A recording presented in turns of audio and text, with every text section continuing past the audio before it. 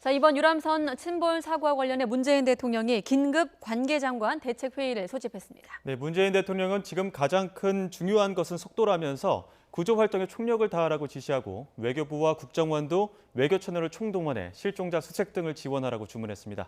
청와대 중계처 나가 있습니다. 김성호 기자. 네, 청와대입니다. 네, 대통령이 이번 유람선 침몰 사고와 관련해서 긴급 관계장관 회의를 소집했죠? 네, 그렇습니다. 문 대통령은 앞서 오늘 아침에 정우영 국가안보실장으로부터 보고를 받고서 신속 대응팀 급파 등 긴급 지시를 내렸습니다. 이후 오전 11시 45분쯤에 청와대에서 긴급 대책회의를 열었습니다. 이 자리에는 정우영 국가안보실장과 국정원장, 외교부, 국방부, 행안부 장관 등 관계부처 수장들이 참여했습니다. 이 자리에서 문 대통령은 가장 중요한 건 속도라면서 실종자 구조가 신속히 이루어지도록 총력을 다해달라고 당부했습니다.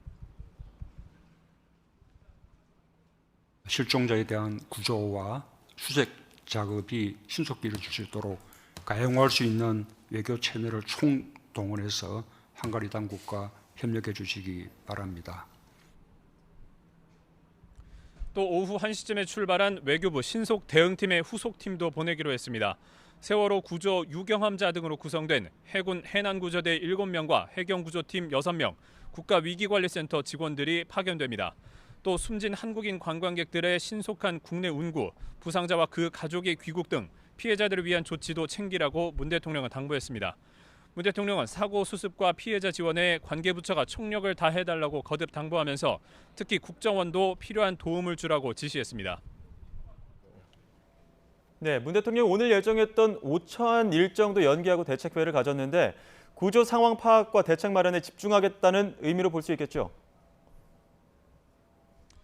네, 말씀하신 대로 오늘 오찬보다는 현지 구조 일정을 직접 챙기는 것이 현재 지금 적절한 조치라고 판단한 것으로 보입니다. 문 대통령은 오늘 오찬에 국정 현안에서 성과를 낸 공무원들을 초청할 예정이었습니다. 고성 산불 진화, 또 일본 수산물 수입 금지, WTO 분쟁 승소 등에서 중요한 역할을 한 공무원 20여 명이었습니다. 이른 오전까지만 해도 청와대는 국민의 삶과 직결된 일을 한 사람들을 만나는 것이니만큼 침몰 사고 수습과는 별도로 오찬을 진행하고 여기에서 문 대통령의 관련 발언도 있을 것이라고 설명했습니다. 하지만 이후에 회의를 거쳐서 문 대통령이 직접 행사 연기를 지시했습니다. 오늘은 유람선 사고 실종자 수색과 대책 마련에 집중해야 할 때라고 판단한 것으로 보입니다.